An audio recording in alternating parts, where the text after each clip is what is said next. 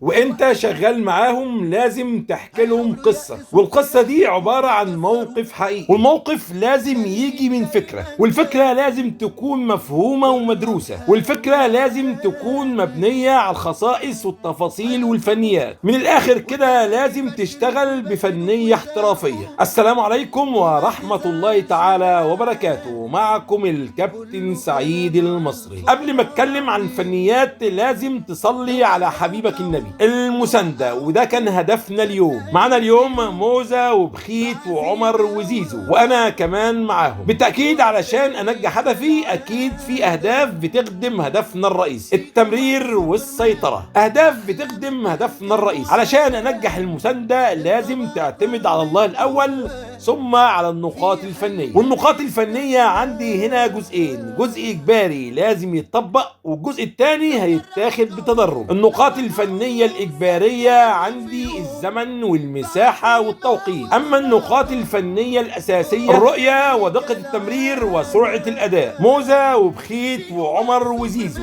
ما عندهمش أي مشكلة وهم شغالين، بالتأكيد أنا شغال معاهم في نفس التمرين، ولكن عينيا على كل خطوة بتتم واحنا شغالين. هم عليهم التنفيذ والتركيز، وانا علي التقييم، والتقييم عندي بيمر بمراحل. اول مرحلة في التقييم عندي هي النظرة الفنية، وبعدين اكتشاف الخطأ والتصحيح. كل ما يعدي عليك الوقت لازم الاخطاء تقل، وكل ما يزيد الوقت هدفك بيكبر معاك. هتكلم في نقطة مهمة جدا عن قطاع الناشئين والبراعم، أندية بأسماء كبيرة بتصرف بالملايين والناتج صفر. بالتأكيد في خلل. رئيس قطاع لازم يكون عنده فنيات وبرنامج تدريب. اختيارات اللعيبة لازم تكون فنية، مش عشوائية ولا واسطة ولا محسوبية. البراعم والناشئين هو مخزون للفريق الأول، يا ريت البرامج التدريبية تتحط باحترافية فنية. ودور الاتحاد واللجنة الفنية في تطوير الأجهزة الفنية أكيد كبير. دمتم في حفظ الله، وتحياتي ليكم وعلى الله التسهيل،